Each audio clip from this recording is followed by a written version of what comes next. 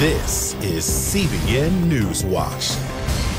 And thank you so much for joining us. President Trump is praising the strength of the economy and his tax overhaul at a business roundtable in Florida. He said the country is starting to really rock with business coming back to the country and corporations facing fewer regulations. Here's Charlene Aaron. Speaking to a group of Hispanics in Florida one day before the tax return filing deadline, the president promised that once the new tax law is fully implemented, filing a federal return in the future will be a lot less complicated. And remember this is the last time you're going to fill up that long, complicated, horrible return. Next year it's going to be a simple, for the most part, one page. It may get a little bit bigger, but it'll be simple and easy to do. And very importantly, you're going to have a lot of money left over from what you have. And he says the new tax law also provided a big boost to American businesses by cutting their tax rates. They were the highest in the world from a business standpoint. That's why businesses were leaving. Now, they're not the lowest, but they're on the low side, and businesses are pouring back into the United States, and that means jobs. Republicans are planning to use the tax cuts during this fall's midterm elections. According to USA Today, GOP candidates have run nearly 18,000 ads highlighting the tax reform. Democrats are still criticizing the tax law as a giveaway to the rich. And the president warns against electing Democrats, saying they want to repeal the GOP's tax plan. And let me tell you, if for any reason they get in, meaning the Democrats, they're going to raise your taxes way up high, they're going to terminate this out, of course I'll veto it. And the president also promoted the tax cut law in an editorial in today's USA Today, saying on this tax day, America is strong and roaring back. Paychecks are climbing. Tax rates are going down. Businesses are investing in our great country. And most important, the American people are winning. Charlene Aaron, CBN News. And here now is a quick look at some of the other big headlines we are following for you today inside the CBN newsroom. President Donald Trump is set to meet with Japan's Prime Minister this afternoon. The pair will have a private meeting at Trump's Mar-a-Lago club in Florida. The prime minister says he hopes to discuss North Korea as well as free trade with the president.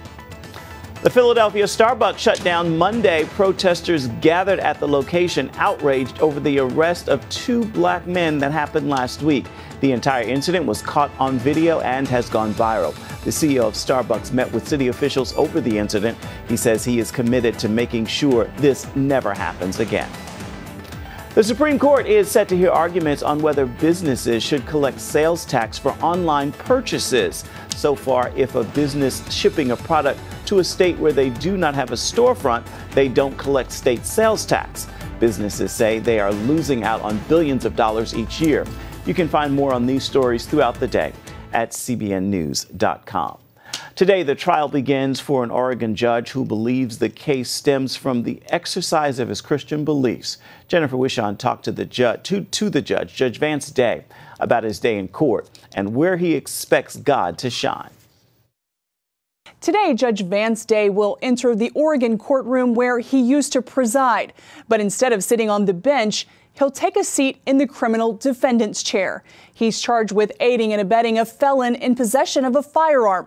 But Judge Day believes he's being targeted because of his unwillingness to perform gay marriages. I think this whole ordeal started when I made my original decision to quietly recuse myself from same-sex marriage.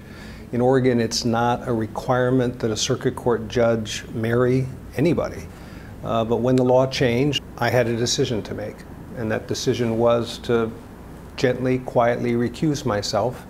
And that eventually started a bit of a firestorm. A firestorm that's lasted more than 3.5 years and racked up legal bills just shy of $1 million. The state of Oregon is trying to prove Day helped a disabled Navy SEAL in his Veterans Court possess a firearm, a charge Day says is punishment for his biblical views on marriage. In the dead of winter, his only source of heat, which was a pellet stove, failed. So our team talked about it, and I'm a handy guy, so I said my son is going to be heading out there that weekend because my son had a relationship with him and was helping him get to various appointments because He lived far out and didn't have a driver's license because he was sentenced for a DUII. So we went out there on a Sunday, brought him some food, and I went to work on the pellet stove. And most folks who may be familiar with the story understand that my son, unbeknownst to me, went out to his truck and got a handgun that he wanted to show the Navy SEAL. So the Navy SEAL picked it up, and he's a felon, so he shouldn't have been handling that gun, and I was in the room. And that's how I got charged with aiding and abetting a felon in possession of a firearm. He encourages all Americans to stand up whenever government challenges their liberty of conscience. When we have his perspective, a trial is an opportunity to walk with him and watch him show up in glory and majesty. And I don't want to miss that. Judge Day expects his jury trial to last at least 2 weeks. Jennifer Wishon, CBN News. The American pastor on trial for his faith in Turkey is being sent back to prison. Pastor Andrew Brunson pleaded his case before a judge Monday. After hours of witness testimonies, the judge refused to free the 50-year-old evangelical. Instead, he is being sent to an even worse prison, notorious for its bad conditions. Brunson stands accused of playing a role in Turkey's 2016 coup attempt and for committing acts of terror by spreading the gospel. Sam Brownback, United States Ambassador at large for international religious freedom, was there at the hearing and told reporters the U.S. will not stop fighting for Pastor Brunson's freedom. The administration is deeply concerned about this case. We completely believe factually he is innocent. Andrew Brunson is innocent. We're hopeful that the judicial system will find that he will be released and released soon. More than 500,000 people have signed a petition calling for Pastor Brunson's release. You can find the link to that petition at cbnnews.com. Coming up, celebrating Israel's statehood, we are taking a look back.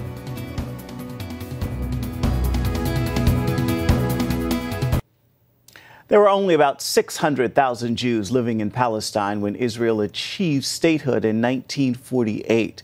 To thrive as a new nation, it would need citizens. But where would they come from?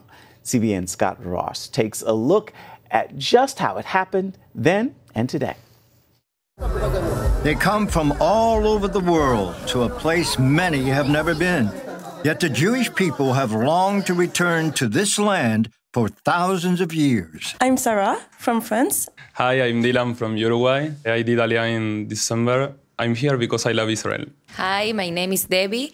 I'm from Córdoba, Argentina. I'm Nikita from Russia. Hi, my name is Gadi. I'm from Brooklyn, New York, and I made Aliyah in December. I'm a lawyer in New York, and I'm here because it's the only Jewish state there is. It's called Aliyah, literally going up. Taken from biblical times, the term describes when people went up to Jerusalem to worship at the temple. Now it means immigrating or returning to Israel. You're an American. Yep. Why did you come? It's a beautiful country. I love it here. Yeah, Arizona's beautiful. Arizona is beautiful, but it's not Israel. Last year, 27,000 new immigrants arrived in Israel, including 3,600 from the United States. For almost 3,000 years, we were disconnected, but we were praying for Jerusalem. So it's really a gathering of exiles, and it continues every day.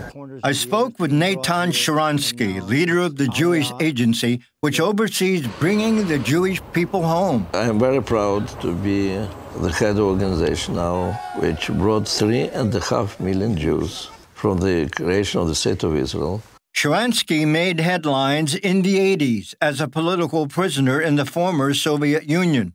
International pressure led to his release, and he immigrated to Israel in 1986. I meet with a lot of new immigrants, and I love to be in the airport and to see this moment of them going down from the airplane, because you think that after each of these people, there are at least 50 generations of Jews who are praying and dreaming about coming to Jerusalem. And each of them is closing a huge circle of 1,000 years of exile.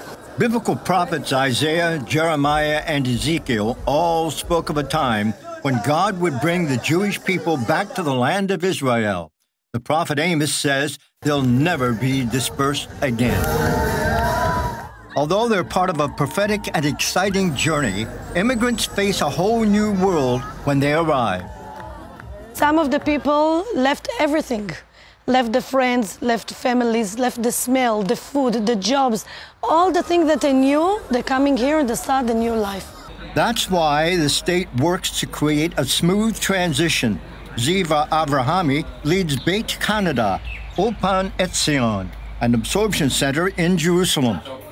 New immigrants live here free for 5 months so they can focus on learning Hebrew and living in Israel.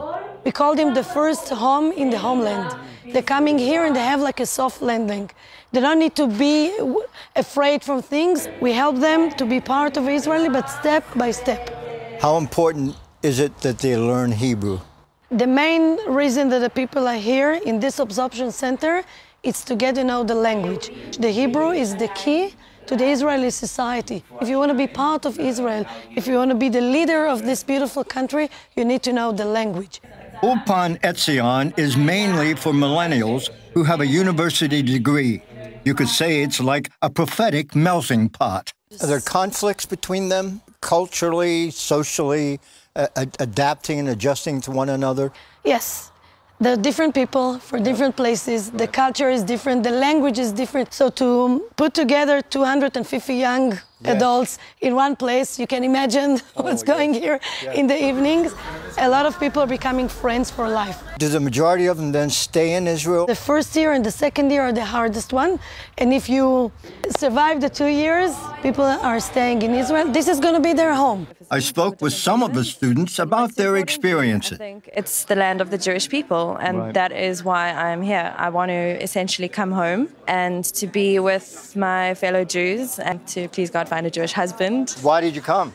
Well, I came to Israel because I feel this is the homeland of the Jewish people, and for the first time in 2,000 years, we have our own homeland, and we can build a prosperous Jewish state, and I think that's very exciting to be a part of. What kind of work would you like to get into? I studied accounting and finance, so hopefully something in that area. Do you want to get married? Yeah, for sure. That's why I'm here in Israel. There's plenty of beautiful Jewish girls, and let's hope I can find one of them. As Sharansky prepares to leave his role, I asked if he thought all the Jewish people need to come home. Our prophets speak about it very clearly, about this grand design of ingathering of the people of Israel in the land of Israel.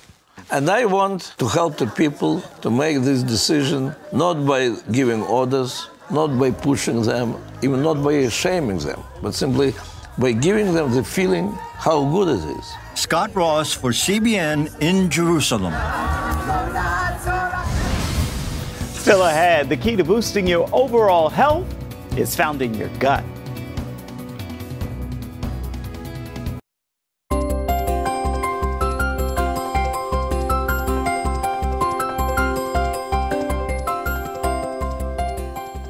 The father of medicine once said, all disease begins in the gut. And today, more than 2,000 years later, that still rings true.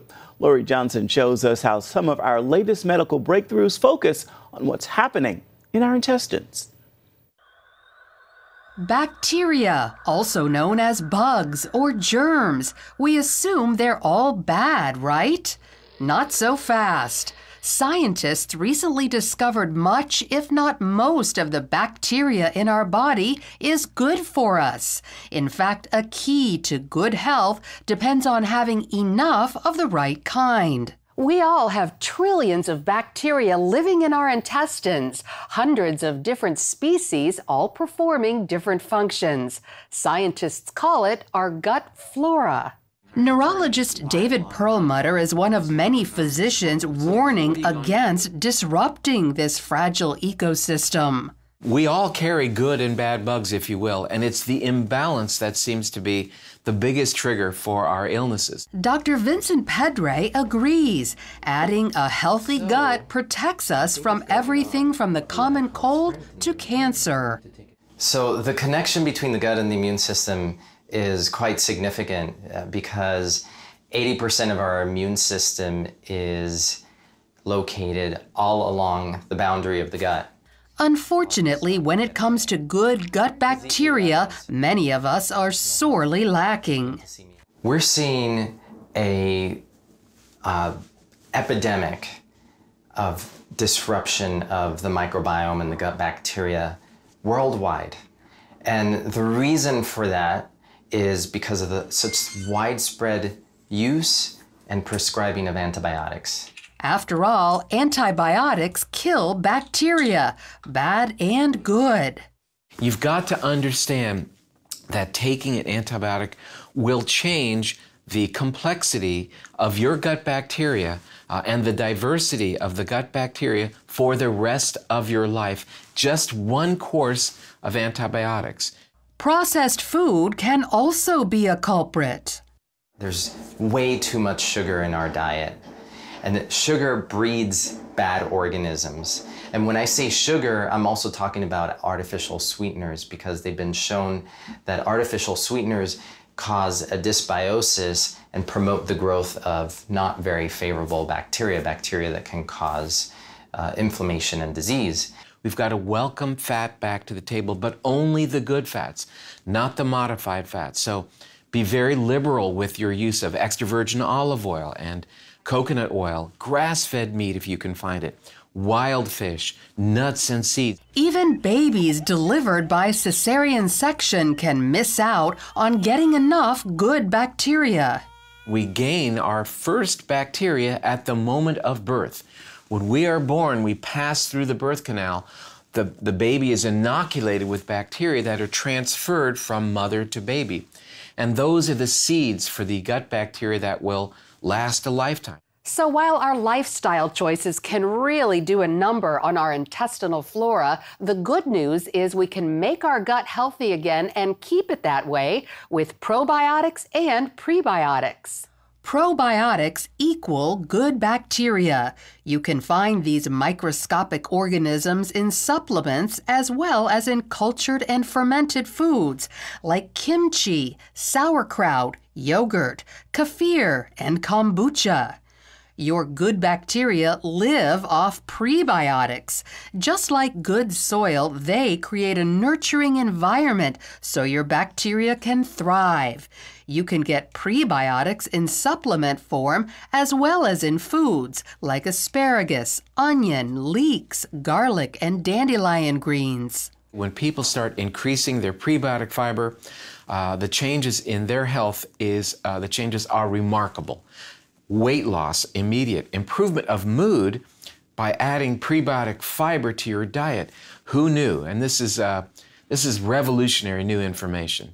Not only mood, Perlmutter says even serious brain disorders like ADHD, autism, even Alzheimer's can improve by increasing good bacteria because they make neurotransmitters and vitamins while reducing inflammation.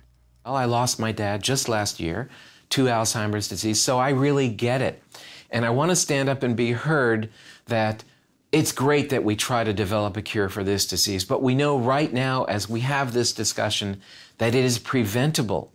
And when we eat a diet that nurtures the gut, it will nurture the brain. And not just the brain, scientists are now identifying specific strains of good bacteria that treat all kinds of problems, from skin rashes to the flu. That means a targeted probiotic could take the place of a prescribed drug. I think we're just on the tip of the iceberg of learning how to harness that potential and use it for therapeutic interventions. So if you want to boost your health, doctors say improve your gut flora. That means avoiding processed foods, even antibacterial cleansers and antibiotics when advisable. Then add good bacteria with probiotics and boost them with prebiotics, available in supplements, certain foods, or both. Lori Johnson, CBN News. Bacteria has its benefits. Stay with us. We'll be right back with much more of CBN NewsWatch.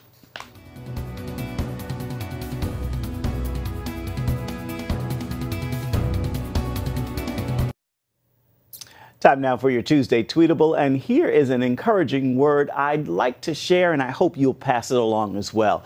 As you struggle and scratch your head wondering, what's my purpose? Know this. We were created to worship. It's a simple call, but it requires pure love. You can't worship without first loving who you worship. With that word, make this a terrific Tuesday. Remember, you can always find more of our exclusive coverage of the issues you care most about at cbnnews.com. And we would love to hear what you think about the stories you've seen here today. You can do that by emailing newswatch@cbn.com. You can also reach us always on Facebook, Twitter, and Instagram. Hope you join us again right here next time. Until then, remember the news continues 24/7 at cbnnews.com. Goodbye, everybody, and God bless.